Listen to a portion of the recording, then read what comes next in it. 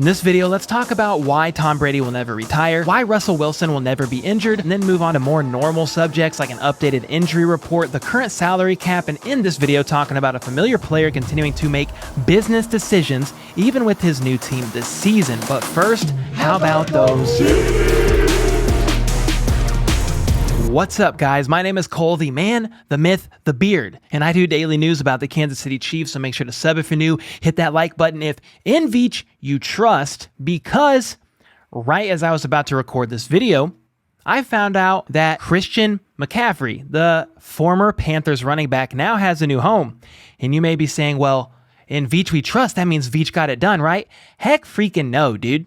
He got traded to the 49ers for a second round, third round, and fourth round pick in 2023 and a fifth round pick in 2024. Thank God Brett Veach did not do that. Let me know your thoughts in the comments down below. Do you think Brett Veach should have bid on that for all those draft picks?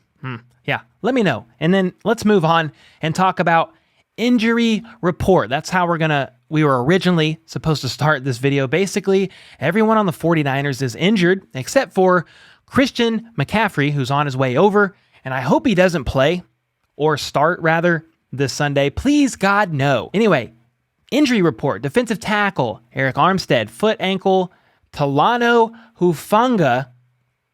I messed that one up. Concussion, Charvarius Ward. Groin. Haven't participated at practice all week. And then defensive end, Samson Ebukam, Achilles. Offensive tackle, Mike McGlinchey, calf.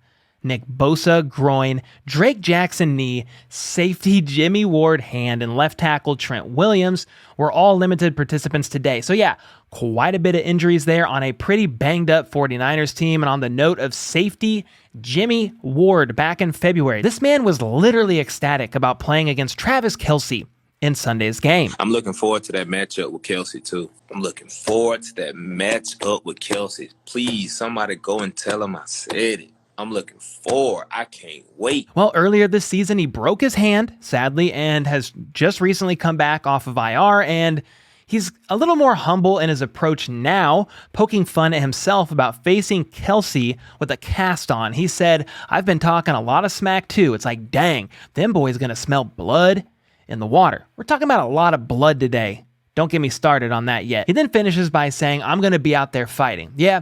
Well, I don't know how that's going to go. I mean, bro literally is out there with a chicken leg for a hand right now. So that'll be interesting to watch, certainly if he plays on Sunday. And as far as the Chiefs and their injuries go, things look a little bit better for them in comparison to the 49ers. Everyone was a go on the field today, according to the injury report, aside from cornerback Rashad Fenton, who's dealing with the hamstring injury he sustained in the Monday Night Football game against the Chokeland Faders. Mike Dana, who didn't participate Wednesday, was limited Thursday, and Joe Tooney, the left guard, same thing. He didn't participate Wednesday, but was limited today, Thursday. So it seems they have them out there testing the waters and seeing how they're going to respond. Another one to mention, safety Brian Cook. He was limited on Wednesday, but appears to have been fully cleared from concussion protocol and fully participated in practice today, and I would expect him to play on Sunday against the Little Whiners. I will say that Dana, though, he's been dealing with this calf injury for quite some time, maybe since week 2, I believe, so it'll be interesting to monitor his progression for tomorrow. And also, Joe Thuney, as people who don't know him call him, Joe Tooney, who is a very solid part of the offensive line. I mean, last year, he played through a broken hand, looking like safety Jimmy Ward out there. So I would expect him to play on Sunday unless his ankle is literally falling off of his leg. Two others that were out there included cornerback Trent McDuffie and linebacker Willie Gay Jr. Coach Spags seemed excited about having Willie back out there for sure. Yeah, I mean, look, both of them look good to me yesterday. Now, I go off of what Rick, in Trent's case, I go off of what Rick says. And Willie, listen, he's a ball of energy, so he's going to be 100 miles an hour no matter what. But he's rusty. He hasn't been in there for a month, so he'll have to knock some rust off. But we need to do that. We need to get him out there and get rolling. So yeah, even though Willie may be a little rusty, it's clear that Spags wants him out there. He's like, yep, you're coming. No ifs, ands, or buts. You're coming out and playing for this football team. And for any of these players that have lingering injuries, Chiefs or Niners, maybe, just maybe, Russell Wilson can donate them some of his blood because he heals quick these days, especially considering he has Wolverine blood. Feeling better every day. Day by day. Obviously, it happened Monday night, but I heal quick. I don't know if it's Wolverine blood or what, but getting better. Oh, really now? Well, good, because we need you at full strength when the Broncos play the Chiefs, because I don't want to hear any excuses when KC cooks in an unlimited fashion and shows Russell and company how it's done. Anyway, while you have one QB talking about Wolverine blood, you have another QB who sacrifices the blood of his ancestors, or maybe just his family, so he can play until he's 69 years old. You like that? And that's the nice old Tom Brady. Tom Shady, I should say, the 45-year-old geriatric QB of the Buccaneers. And I only bring him up because many of us were hoping this would be his last year in the league, but he had this to say today to the media. No retirement in my future. Thank you, guys. Appreciate it. All right, well, that sucks to hear. I'm pretty sure his thoughts as to why retirement will never come is for a couple of reasons here. One, he used blood magic to stay in the league this long and currently has a deal still intact with Satan that was extended when he chose football over his family. And two, now that his household is in complete shambles, he literally has nothing else to live for, so woohoo! Welcome to another 24 years of Tom Brady playing on whatever team has the #1 defense in the NFL. No retirement in my future. Thank you, guys. Appreciate it. All right, here's a look at the current playoff picture with the way things currently stand as of right now with teams' records. And do you guys see something wrong here? No, it's not the Bills at the first seed because they beat us. It's because we are currently lined up to play against the Colts. No freaking thank you. Yeah, I know we beat them in the postseason in 2019 by multiple scores, but again, no thank you. I need the Colts to lose a few more games. So, please God, allow Matt Ryan to be sacked at least 35 more times before season's end, since he's a literal statue in the pocket. Amen and hallelujah. All right, next up, a Chiefs salary cap update. The Chiefs salary cap currently stands at $3,750,779 per the NFLPA. Anyway, maybe that's enough. Like some are saying, to bring someone else in. Maybe it's just breathing room to operate the basic roster moves the rest of the season, or maybe it's a bit of both. Rich Eisen, for example, is one of many others who are continuing to like the idea and point Odell Beckham Jr. to the Chiefs, as he said as much in a recent video of his. I know where I'd go. Kansas City.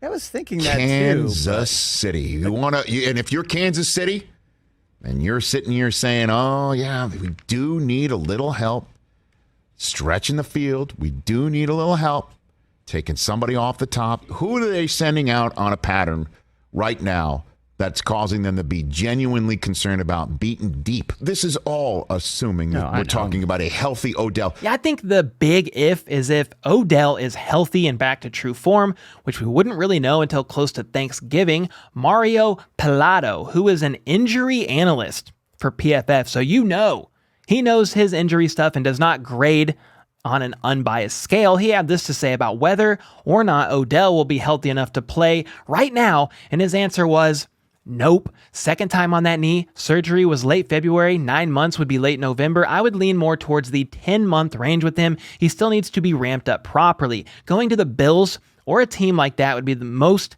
beneficial for him. And this confirms my suspicion that any team that brings him in will be banking on a playoff run, with Odell's presence helping them hopefully later down the road as they make it deeper into the postseason. So, Chiefs, maybe. Bills, maybe. Another team, maybe. I don't freaking know. But I do know that I've talked about this man in like 3 videos straight, and I think I'm pretty much done with him. It was just worthy to note that whoever does get Odell, he's not going to really be playing until December, the last 4-5 weeks of the season, and then the postseason. So just pump your brakes a little bit on that. That's assuming he'll be ready without hiccups. We got to move on and talk about some route running amounts. Yeah, for a few wide receivers from last Sunday against the Bills, because Adam Levitan shared the amount of wide receiver routes on Sunday based on the 47 Mahomes dropbacks, and they were as follows: Juju Smith-Schuster 44, MVS 39, Mecole Hardman 21, Skyy Moore 13, and Justin Watson 6. So, I don't know, what this tells me is the team is starting to value Skyy Moore a bit more, slowly upping his snap count, yes, but also upping the snaps he's actually running routes on those offensive plays that he's in for thus far. You guys remember, maybe it was against the Colts. He played 2 snaps. So definitely higher than 2. I like that. And it's also interesting to note, he's got over double Justin Watson snaps and is slowly starting to creep up even on Mecole Hardman. And speaking of Hardman, people have been giving him a hard time for this play here that you're watching, saying he could have caught this pass if only he'd had committed and dove for the ball or truly attempted to make the grab. This is the play right before the game-ending interception, and the argument taking place is that this has happened several times via a Mahomes to Hardman potential connection this season, and the blame seems to fall more on Hardman than Mahomes, even though I'm sure it's a bit of both. But my question is, 4 years, I think this is his 4th year on the team, 3rd or 4th year, how does he not have a solidified connection with Mahomes by now? Why are there so many miscues? That is what I myself am trying to figure out. Anyway, if I pause this clip here, this is how close it was to being a catch. My question to you all is, how catchable was this ball in your opinion? Should Mecole have dove for it and made it freaking happen? Or have you seen enough of this from him over the years and vote like some people to play Skyy more often instead? Obviously, Mecole has the speed, but I'd rather see completions personally than speed and miscues. Either way, freaking green screen man was right. So if he sees this video, you were right. Please forgive me. And it's also a tough break via another near completion from Mahomes to Mecole. And again, this is Mecole's contract year, and it's a tough business out there, so he's got to at least lay out for some of those. And speaking of the word business, let's talk about business decisions. What does that bring to your mind when I say that phrase, business decisions? You all know who comes to your mind and who I'm talking about. Former Chief safety Tyrann Mathieu. Many criticized him last year about making certain business decisions out on the field, decisions that may have been a little questionable at times. And well, it looks like those decisions have sadly carried over to New Orleans as well. A man named Pete Dimalatis, formerly of PFF, but now with NBC Sports, in case you were wondering or even cared a little bit. He tweeted this out today. I've long been a Tyrann Mathieu fan. He's had a great career, but he's unrecognizable this season, making business decisions on a weekly basis. #Saints. And since there has been many examples of these plays being shown as I'm talking, I'm sure you guys can agree with me when I say Brett Veach freaking knew. He knew. Simple as that. And I know some of you were disappointed that Tyrann wasn't re-signed. I mean, I was too in this sense. I feel an attachment to the man who helped us get a Super Bowl ring, but man, Brett Veach and company knew what they saw, and they saw what they knew, and that was Tyrann Mathieu sadly isn't the same player he once was. Of course, again, I'll forever be grateful for his contribution to the team's Super Bowl run, always, but when the writing is on the wall, you gotta trust Brett Veach will do what is right, even when it's a very hard decision to make. And Mitch Holthus actually alluded to as much when he was asked about Tyrann Mathieu not returning this offseason after the team signed safety Justin Reed. I'm going to move to the other side of the ball now. Obviously, Tyrann Mathieu is no longer with the team. I think he brought a lot to the defensive side. What did he bring that, that side of the ball is going to have to replace, and how special, was he for this team?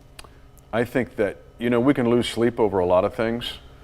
Don't lose sleep over that one. Tyrann struggled last year, quite honestly. And people look at the leadership factor, I see no backward movement there.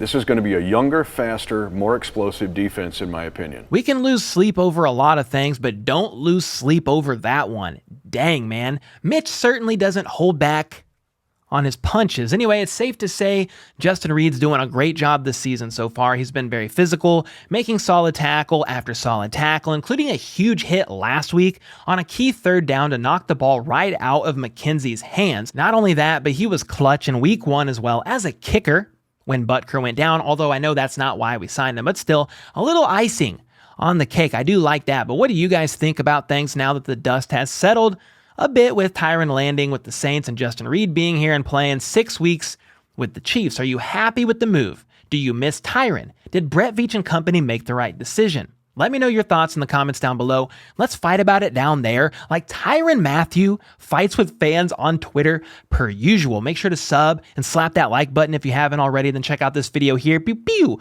which is from That's Good Sports on Mahomes versus Allen being the next NFL rivalry. And until next time, let's go. Let's freaking go. How about those?